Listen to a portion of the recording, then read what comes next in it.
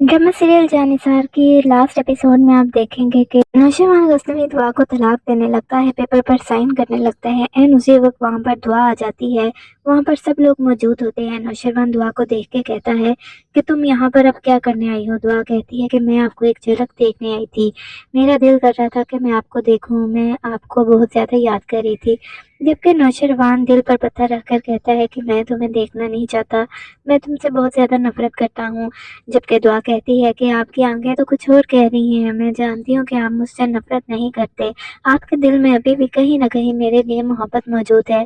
वहाँ पर अम्मा साहब भी मौजूद होती हैं, कशमाला भी मौजूद होती है। कशमाला नौशरवान से कहती है, नौशरवान ये जानबूझकर यहाँ पर आई है, इसका इरादा है कि आप इसको तलाक ना दें, आप सच्चाई जान चुके हैं, अब आप इसको तलाक दे दें। अम्मा साहब भी दुआ को देखकर बहुत ज़्यादा गुस्से में आ जाती हैं और कहती हैं कि तुम अभी यहाँ पर क्या करने आई हो, मेरे बेटे ने तुमसे इतनी मोहब्बत की थी लेकिन तुमने उसके साथ क्या किया। नौशरवान भी कहता है कि दुआ यहाँ से चली जाओ, मैं तुमसे कोई भी बात नहीं करने चाहता। जबकि दुआ कहती है कि नौशरवान मेरी बात तो सुन ले, मेरे पास कुछ ऐसे सबूत हैं जिनके बाद आपको पता चल जाएगा कि मैं बेकसूर हूँ। कशमाला जब दुआ के मुंह से ये बातें सुनती है तो वो डर जाती है। वो कहती है कि आखिर दुआ के पास ऐसे कौन से राज हैं, कौन से सबूत हैं, हालांकि मैंने तो सरफराज का मोबाइल छीन लिया था, फिर दुआ के पास ये सबूत कहाँ से आए। वो डर जाती है लेकिन दुआ कहती है कि नौशरवान एक बार मेरी बात तो सुने। नौशरवान उसकी बात सुनने के लिए तैयार नहीं होता। वहाँ पर जाफर भी मौजूद होता है। जाफर को और दुआ को सब कुछ पता है क्योंकि दुआ ये सारे सबूत जाफर को दिखा चुकी है। जाफर भी नौशरवान को कहता है कि साईं आप दुआ बीवी की वो प्रूफ तो देखे, मैंने भी देखे थे और मुझे लगता है कि दुआ बीवी बेकसूर हैं। लेकिन नौशरवान को बिल्कुल भी यकीन नहीं होता क्योंकि उसने अपनी आंखों पर यकीन किया है जो उसने देखा था, हालांकि वो सिर्फ एक धोखा था, कशमाला का बिछाया हुआ जाल था। नौशरवान किसी तौर पर भी दुआ की बात सुनने को तैयार नहीं है। चूंकि जावियार की बरसी है इस वजह से सब लोग वहाँ पर मौजूद होते हैं। अम्मा सई और कशमाला भी मौजूद होते हैं और भी बहुत सारे लोग आए होते हैं और आज सबके सामने कशमाला की हकीकत खुलने वाली है। अम्मा सई तो अपने बेटे की ये हालत देखकर बहुत ज़्यादा दुखी हो रही होती हैं क्योंकि वो जानती हैं कि मेरे बेटे ने, नौशरवान ने इससे बहुत ज़्यादा मोहब्बत की है लेकिन इस औरत दुआ ने इसको धोखा दिया है। जबकि कशमाला के दिल में चोर होता है, वो काफ़ी डर जाती है और दुआ से कहती है कि दुआ यहाँ से चली जाओ, तुम देख नहीं रही कि नौशरवान तुम्हारी बात नहीं सुनना चाहते। तो दुआ कहती है कि कशमाला तुम तो चुप ही रहो, तुम्हारे खिलाफ बहुत से राज हैं, तुमने जो घिनौना खेल मेरे साथ खेला है ना, आज मैं वो बेनकाब करके ही रहूंगी। कशमाला कहती है कि तुम्हें समझ नहीं आ रही, मैं तुम्हें कह रही कि यहाँ से चली जाओ। जब दुआ नीचे आई होती है और जावियार की बरसी होती है तो बाबा सही की तबीयत कुछ खराब हो जाती है। वो अपने कमरे में ही होते हैं। चूंकि आज जावियार की बरसी होती है इसलिए उनको अपने बेटे की बहुत याद आती है और वो उसके कमरे में जाकर बैठ जाते हैं और उसकी चीजें देख रहे होते हैं। उसी वक्त उनके हाथ जावियार की एक डायरी लग जाती है। वो जब जावियार की डायरी पढ़ने लगते हैं कि तो उनके पैरों तले तो जमीन निकल जाती है। जावियार ने उस डायरी में कशमाला के बारे में सब कुछ लिखा हुआ था कि किस तरह कशमाला उसको मारना चाहती है और वो नौशरवान से मोहब्बत करती है। अपनी जिंदगी की सारी हकीकत उसने वहां पर लिख दी थी जो इन लोगों से छुपी हुई थी। जावियार ने कई बार बताने की कोशिश की नौशरवान को, बाबा साई को, लेकिन कशमाला हर वक्त उसकी राह में आ जाती थी और यहाँ तक कि जावियार को उसने हमेशा के लिए चुप ही करवा दिया ताकि जावियार ये सच्चाई किसी को न बता सके कि कशमाला इस शादी से खुश नहीं है और वो नौशरवान को चाहती है और वो मुझे मरवाना चाहती है। बाबा सही के तो हाथ पैर कांपने लग जाते हैं, उन्हें समझ नहीं आती कि वो क्या करें। उनको याद आता है कि दुआ चीख चीख कर चलाती रही, कहती रही कि मैं बेगुनाह हूँ, लेकिन ये लोग दुआ पर जुल्म करते रहे और उसको सबके सामने जलील करके हॉस्पिटल से भी निकाल दिया।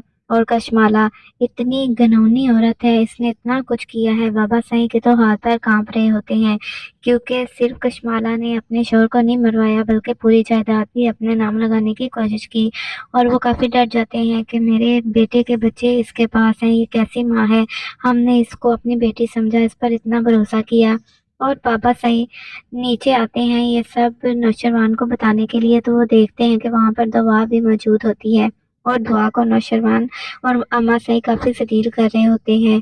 जब वो दुआ को देखते हैं कि दुआ जाने लगी है क्योंकि नौशरवान उसे कहता है कि यहाँ से चली जाओ, मैं तुम्हारी शक्ल भी नहीं देखना चाहता।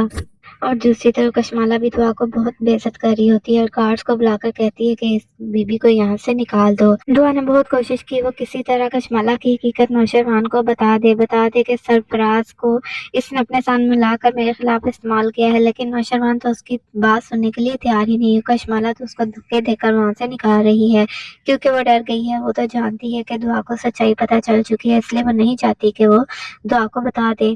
اسی وقت بابا سعید دعا سے کہتے ہیں کہ دعا بیٹی رکو۔ جب دعا بابا سعید کے منہ سے بیٹی کا لفظ سنتی ہے تو وہ کافی حیران رہ جاتی ہے، وہ وہاں پر چپ کر کے کھڑی ہو جاتی ہے۔ نوشروان بھی حیران ہو جاتا ہے کہ آخر بابا سعید نے دعا کو کیوں روکا ہے۔ بابا سعید کہتے ہیں نوشروان یہ ڈائری دیکھو۔ نوشروان جب ڈائری دیکھتا ہے، جب پڑھنا شروع کرتا ہے تو وہاں پر اس کو کشمالہ کی حقیقت پتہ چلتی ہے۔ کشمالہ کے تو پیروں تلے زمین نکل جاتی ہے کیونکہ وہ جانتی ہے کہ یہ زاویار کی ڈائری ہے۔ وہ سوچتی ہے کہ آخر میں نے اس کو ختم کیوں نہیں کیا، میرے ہاتھ یہ ڈائری پہلے کیوں نہیں لگی۔ کشمالہ کا تو کھیل اب ختم ہو چکا تھا۔ کشمالہ کافی ڈر رہی ہوتی ہے، اماں سے بھی حیران ہوتی ہیں کہ آخر اس ڈائری میں ایسا کیا لکھا ہے جس کو پڑھ کر بابا سعید اتنا رو رہے ہیں، اتنا پریشان ہے۔ اور نوشروان بھی بہت زیادہ غصے میں آ جاتا ہے جب وہ یہ ڈائری پڑھتا ہے اور اماں سعید اور سب کے سامنے کشمالہ کی حقیقت بتاتا ہے اور دعا سے بھی معافی مانگتا ہے۔ دعا بھی سن کر اتنی حیران پریشان ہو جاتی ہے کہ اسی نے اپنے شوہر کو مارا، نوشروان کے بڑے بھائی کو اسی عورت نے مارا۔ کسی کو بھی اس بات پہ یقین نہیں آتا کہ کشمالہ اتنا گندا کھیل کھیل سکتی ہے اور اس حد تک گر سکتی ہے۔ جس بیٹے کو اتنی محبت کرتے تھے کشمالہ ہی نے ختم کیا، اور یہ تو کشمالہ کو یہاں پر رکھ رہے تھے اپنے بیٹے کی بیوہ سمجھ کر، لیکن یہ اتنی گندی عورت ہے یہ نہ نوشروان نے سوچا تھا اور نہ ہی بابا سعید نے۔ بابا سعید ہاتھ جوڑ کر دعا کے آگے کھڑے ہو جاتے ہیں اور کہتے ہیں کہ بیٹی مجھے معاف کر دو، میں نے تمہارے ساتھ بہت برا کیا ہے۔ لیکن دعا کہتی ہے کہ بابا سعید آپ اس طرح مجھے شرمندہ نہ کریں، آپ میرے بڑے ہیں۔ دوسری طرف نوشروان سا غصے میں ہوتا ہے اور وہ پولیس کو بلاتا ہے کشمالہ کو پکڑوانے کے لیے کیونکہ وہ کشمالہ کو ایسے نہیں چھوڑے گا۔ دوسری طرف کشمالہ نئے بہانے بنانے کی کوشش کرتی ہے، وہ کہتی ہے کہ نوشروان یہ ڈائری غلط ہے، یہ جھوٹ ہے، میں ایسے نہیں کر سکتی۔ نوشروان میں آپ سے بہت زیادہ محبت کرتی ہوں۔ آخرکار آج کشمالہ بتا ہی دیتی ہے نوشروان کو کہ سب کچھ اس نے اب اس کی محبت میں کیا ہے۔ نوشروان تو یہ سن کر حیران رہ جاتا ہے کہ وہ کب سے نوشروان سے محبت کرتی تھی، یہ تو کشمالہ کو اپنی بھابھی سمجھتا تھا۔ نوشروان کہتا ہے کہ تم نے میری زندگی برباد کر دی، میرے بھائی کو مار دیا، میں تمہیں چھوڑوں گا نہیں۔ کشمالہ جب دیکھتی ہے کہ سب کچھ اس کے ہاتھوں سے نکلا جا رہا ہے تو اس کے دماغ پر اثر ہو جاتا ہے، وہ صفائی دینے کی پوری کوشش کرتی ہے۔ جب یہ سب کچھ کشمالہ کے بارے میں نوشروان اور بابا سعید اور اماں سعید کو پتہ چل جاتا ہے تو دعا اور جعفر جو ہیں ان کے پاس کشمالہ کے بارے میں مزید پروف تھے، وہ سارے نوشروان کو سنا دیتی ہے۔ اور نوشروان جب یہ سنتا ہے ریکارڈنگ کشمالہ کی کہ وہ سرفراز سے کہہ رہی ہوتی ہے کہ تم نے بہت اچھا کھیل کھیلا، اب دعا کو نوشروان ہمیشہ کے لیے چھوڑ رہا ہے، تو وہ بہت زیادہ غصے میں آ جاتا ہے۔ اس کو یقین نہیں آتا کہ دعا پر اس نے اتنا شک کیا، لیکن اس کھیل میں کشمالہ اور سرفراز ملے ہوئے تھے۔ اماں سے بھی دعا سے بہت زیادہ معافی مانگتی ہیں کیونکہ انہوں نے دعا کو غلط سمجھا۔ تو ناظرین کشمالہ کا بہت ہی برا حال ہونے والا ہے، کوئی اور کیا کشمالہ کو سزا دے گا، قدرت ہی اس کو سزا دے دیتی ہے اور وہ پاگل ہو جاتی ہے ہمیشہ کے لیے۔